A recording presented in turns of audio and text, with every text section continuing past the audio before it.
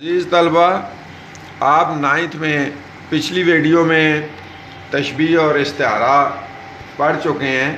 آپ کی 10th میں علم بیان کی مزید 2 اقسام کنایہ اور مجاز مرسل بھی شامل ہیں۔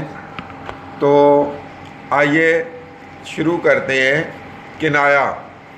کنایہ کے لغوی معنی پوشیدہ بات کہنے کے ہیں، اور علم بیان میں کنایہ سے مراد یہ ہے کہ کسی ایک شے کے حقیقی معنی مراد نہ ہو بلکہ غیر حقیقی معنی مراد ہوں، لیکن اگر حقیقی معنی بھی مراد لیے جائیں تو پھر بھی درست ہوں۔ کنایہ کا دوسرا نام رمز یا ایما بھی ہے۔ مثلا کسی بوڑھے شخص کے لیے سفید ریش اور درمیانے متوسط طبقے کے آدمی کے لیے سفید پوش کے الفاظ استعمال کیے جائیں۔ کنایہ کی 2 بڑی اقسام ہیں۔ کنایہ قریب یعنی مطلب جلدی سمجھ آ جائے، جیسے ہم کہیں آب حرام، اس سے مراد شراب ہے، یعنی صفت کا نام لینا جبکہ مراد موصوف ہو۔ کنایہ بعید، کسی شے کی بہت سی صفات پر غور کرنے سے تھوڑی مشکل سے مطلب سمجھ میں آنا۔ مثلا ایک شعر ہے، صبح آیا جانب مشرق نظر، ایک نگار آتشیں رخ سر کھلا۔ اب غور کریں کہ صبح کے وقت مشرق کی طرف ایک آگ کا گولا کیا شے نظر آتی ہے، تو پھر ذہن میں آئے گا کہ سورج ہے۔ ایک اور شعر لکھتے ہیں اور دیکھتے ہیں، شرکت شیخ و برہمن سے میر، اپنا کعبہ جدا بنائیں گے ہم۔ یہاں کعبہ جدا بنانا کنایہ ہے الگ تھلگ رہنے سے۔ آپ نے اپنی کاپی پر اپنی کتاب میں نظم یا غزل میں سے 2 مثالیں کنایہ کی تحریر کرنی ہے۔ مجاز مرسل، کسی لفظ کو حقیقی معنوں کے بجائے کسی قرینے یا سلیقے کی بنیاد پر مجازی معنوں میں استعمال کرنا مجاز مرسل کہلاتا ہے۔ اگر معنوں میں تشبیہ کا تعلق پایا جائے تو وہ استعارہ کہلائے گا، اور اگر تشبیہ کے علاوہ کوئی اور تعلق پایا جائے اور صرف سلیقے یا قرینے سے بات سمجھ آئے تو یہ مجاز مرسل ہوگا۔ مثلا ہاتھ کا لفظ قدرت یا اختیار کے معنوں میں استعمال کرنا، جیسے اس کام میں میرا کوئی ہاتھ نہیں۔ مزید مثالیں آسانی کے لیے لیتے ہیں۔ آج شادی میں ہم نے کٹوا کھایا، حالانکہ کٹوا تو نہیں کھایا جاتا، وہ سخت چیز ہوتی ہے۔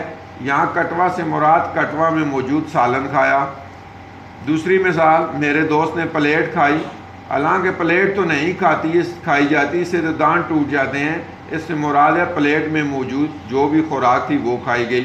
ایک اور مثال، بادل خوب برسا، جبکہ بادل تو نہیں برستا، پانی برستا ہے وغیرہ۔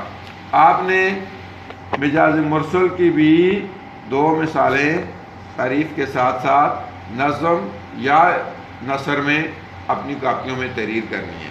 مجاز مرسل اور استعارہ میں فرق عزیز طلبہ یہ ہے کہ دونوں میں لفظ اپنے حقیقی معنوں کے بجائے مجازی معنوں میں استعمال ہوتا ہے، تاہم اگر معنوں میں تشبیہ کا تعلق پایا جائے تو استعارہ ہے، اور تشبیہ کا تعلق نہ پایا جائے اور بات قرینے یا سلیقے سے سمجھ میں آئے تو پھر اسے مجاز مرسل کہتے ہیں۔ آخر میں آپ کے علم بدیع یا تلمیح ہے، آپ کی کتاب میں بڑی آسان ہے۔ آپ نے تشبیہ، استعارہ، کنایہ، مجاز مرسل تو دیکھ لیا ہے۔